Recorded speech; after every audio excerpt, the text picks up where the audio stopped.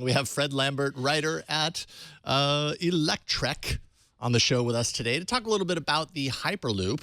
Welcome to the show, Fred. How's it going? Thanks for having me.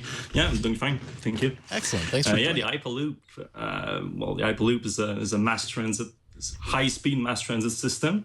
And this weekend, SpaceX held the design weekend of the pod competition. So the competition just to create the pod that will go inside the tube for the whole system as a whole. But so the idea behind the Hyperloop is to create a low-pressure environment similar to what you'll find in high-altitude aircraft. So they operate in an environment that's low pressure and little air resistance. So you want to recreate this environment on the ground, and that take the shape of a long tube that is near vacuum, at 99.8% vacuum, and you can get to extremely high speed in that. But you have to have a quite powerful pod to sustain that type of speed and to brake and so on. So SpaceX created that competition to try to find as many possible design and the propulsion system to make that a reality. Wow. And so who got involved? Because I know there were a lot of teams involved in this competition, and who walked away kind of with the biggest pat on the back, I suppose. Well, you have there was 100 teams that submitted a design package to SpaceX, but they selected before this weekend, the design weekend, they selected 124 teams, and out of the 124, they picked 23 winners. Most of them are for teams from student teams from schools, from universities. The top honors went to the MIT. But for the non-student team, actually, it's a crowdsourced team from Reddit that took the highest honor for the non-student team. Was Reddit the only non-student team that was there?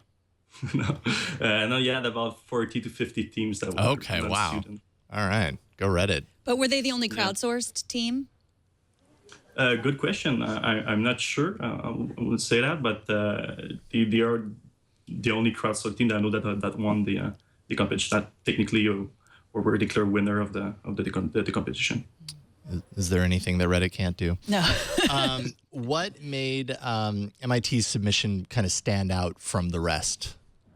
Well, they didn't release too much details about each of the designs, and we'll probably know more closer to once they build the prototypes. The MIT released a video of the design, but it's mainly to try to get sponsors, and they don't reveal too much because it's still a competition and you don't want your competitors to know your design. That's true. But they went with a levitation design because SpaceX give the instruction. They give broad instruction. They didn't nothing too precise to leave the teams to get as many diverse designs as possible.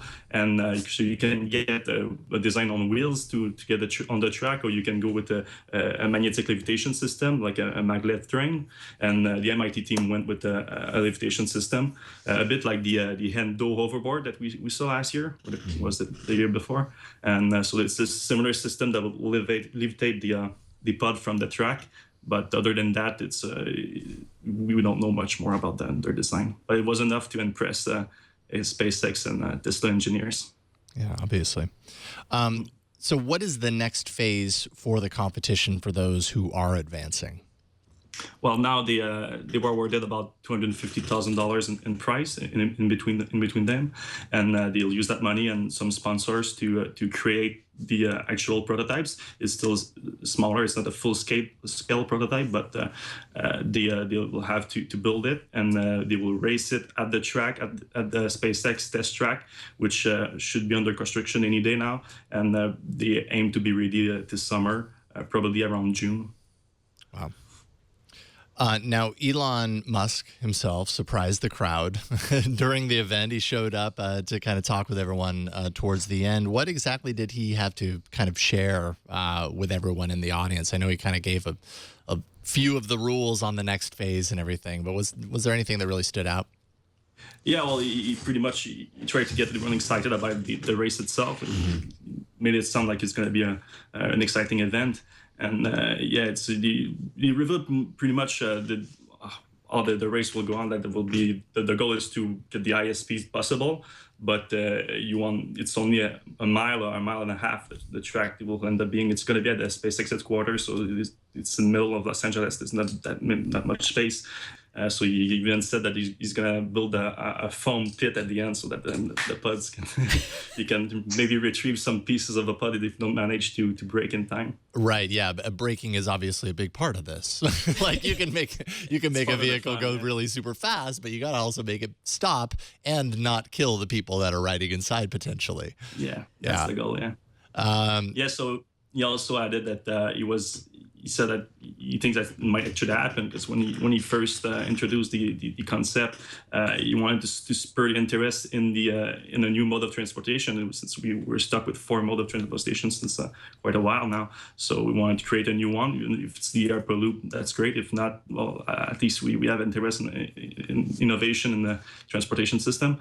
And now he believes that it might actually happen because of all the interest the company saw with the design competition, the pod design competition, but around it, a bunch of other companies are now creating commercial ventures to try to bring the Hyperloop to market. Wow, that's really cool. So, Frederick, you write for Electrek, which is part of 9to5 Mac and 9to5 Google. Tell us a little bit about Electrek and what you guys cover over there. We cover the transition between the fossil fuel transportation industry to electric. So everything around that. So there's going to be electric vehicle. It's going to be the Hyperloop. Since the Hyperloop is actually electric, it's going to be powered by batteries and solar power on top of the track itself. And we cover, of course, if you want to change the industry to being battery powered, you're going to have to change also the energy industry. So you want to change the power consumption, so electric vehicles, and you want to change the power generation with moving again away from fossil fuel and to renewables and renewable energy. All right. Well, thank you so much, Fred, for coming on. Actually, before we go, did Elon tell us when we're going to be colonizing Mars?